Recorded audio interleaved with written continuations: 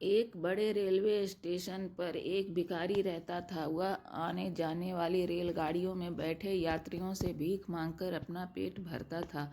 एक दिन जब वह भीख मांग रहा था तो सूट बूट पहने एक व्यक्ति दिखा। उसने सोचा कि यह व्यक्ति बहुत अमीर लगता है, इससे भीख मांगने पर शायद मुझे अच्छे पैसे मिल जाएं। यह सोचकर सूट बूट वाले व्यक्ति से भीख मांगने लगा। भिखारी को देखकर उस व्यक्ति ने कहा, तुम हमेशा दूसरों से मांगते ही रहते हो क्या? कभी किसी को कुछ देते भी हो?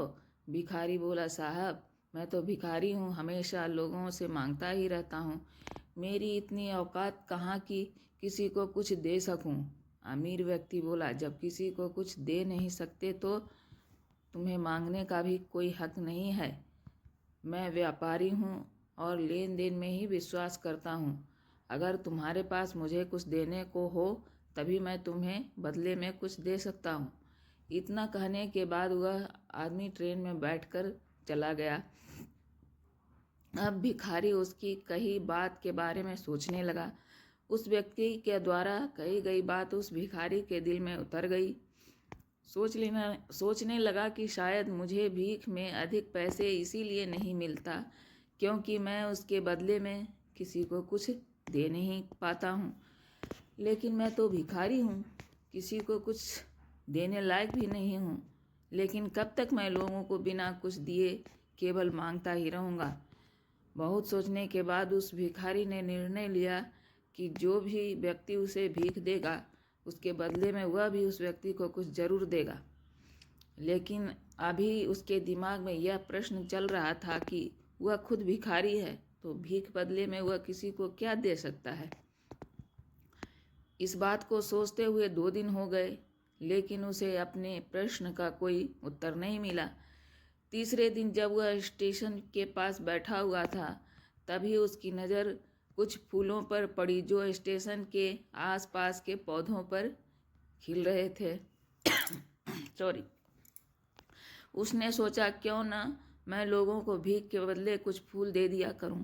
उसको अपना यह विचार अच्छा लगा और उसने वहां से कुछ फूल तोड़ लिए। अब वह रेलगाड़ी में भीख मांगने पहुंचा। अभी जब भी कोई उसे भीख देता तो उसके बदले में वह भीख देने वाले को कुछ फूल दे देता। उन फूलों को लोग खुश होकर अपने पास रख लेते थे। अब भिखारी रोज फूल तोड़ता और भीख के बदले में उन फूलों को लोगों में बांट देता। कुछ ही दिनों में उसने महसूस किया कि अब उसे बहुत अधिक लोग भीख देने लगे हैं। वह स्टेशन के पास के सभी फूलों को तोड़ लेता था। जब तक उसके पास फूल रहते थे तब तक उसे बहुत से लोग भीख देते थे। लेकिन जब फूल बांटते बांटते ख़त्म हो जाते तो उसे भीख भी नहीं मिलती थी। अभी रोज ऐसा ही चलता रहा। एक दिन जब वह भीख मांग रहा था तो उसने देखा कि वही अमीर व्यक्ति ट्रेन में बैठा है जिसकी वजह से उसे भीख के बदले फूल देने की प्रेरणा मिली थी। वह तुरंत उस व्यक्ति के पास पहुंच गया और भीख मांगते हुए बोला, आज मेरे पास आपको देने के लिए कुछ फूल हैं। आप मुझे भीख दीजिए तो मैं बदले में आपको कुछ फूल दूंगा। उस व्यक्ति ने उसे भीख के रूप में कुछ पैसे दे दिए और भिखारी ने कुछ फूल उसे दे दिए।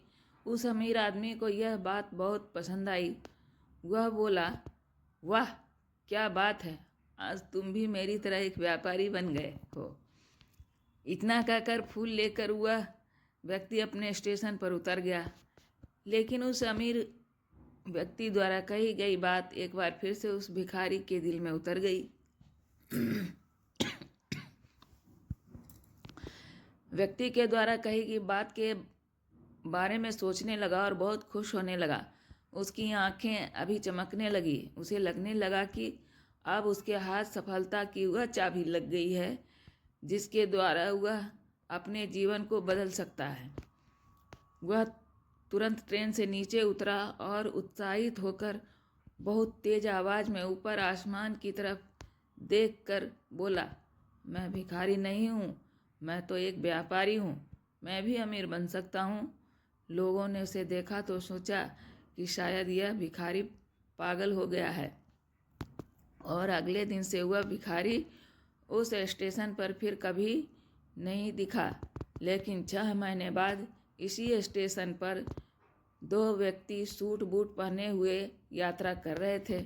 दोनों ने एक दूसरे को देखा तो एक दूसरे से हाथ मिलाया और भिखारी ने कहा, क्या आपने मुझे पहचाना? दूसरा व्यक्ति बोला, नहीं, क्योंकि मेरे हिसाब से हम लोग पहली बार मिल रहे हैं। पहला व्यक्ति बोला, नहीं, आप याद कीजिए, हम पहली बार नहीं बल्कि तीसरी बार मिल रहे हैं। दूसरा व्यक्ति बोला, मुझे याद नहीं, वैसे हम पहले 2 बार कब मिले थे? अभी पहला व्यक्ति मुस्कुराया और बोला, हम पहले भी 2 बार इसी ट्रेन में मिले थे।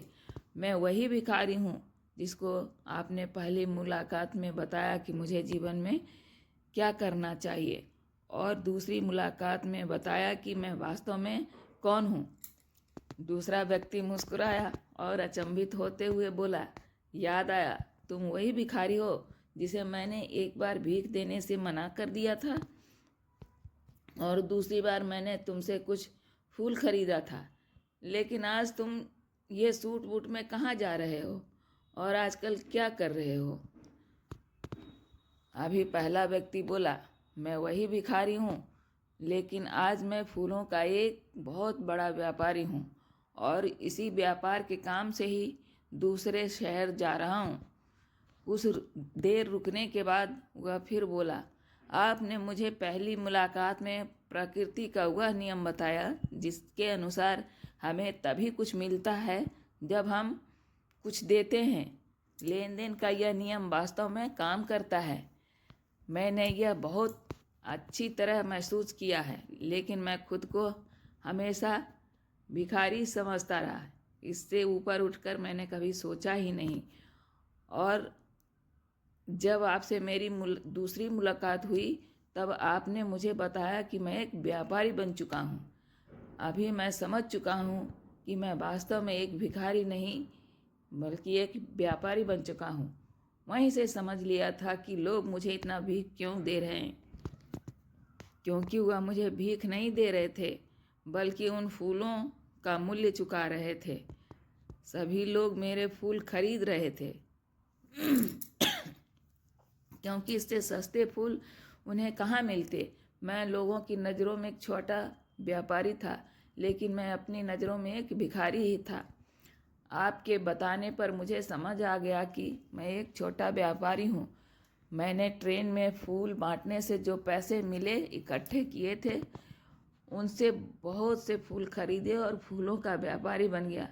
यहाँ के लोगों को फूल बहुत पसंद है और उनकी इस पसंद ने मुझे आज फूलों का एक बहुत बड़ा व्यापारी बना दिया। दोनों व्यापारी अभी खुश थे और स्टेशन आने पर साथ उतरे और अपने अपने व्यापार की बात करते हुए आगे बढ़ गए। दोस्तों, इस कहानी से हमें बहुत कुछ सीखने को मिलता है। कहानी में अमीर व्यापारी लेन देन के नियम को बहुत अच्छी तरह जानता था। दुनिया के सभी बड़े व्यापारी जीवन में इसी नियम का उपयोग करके सफल हुए हैं।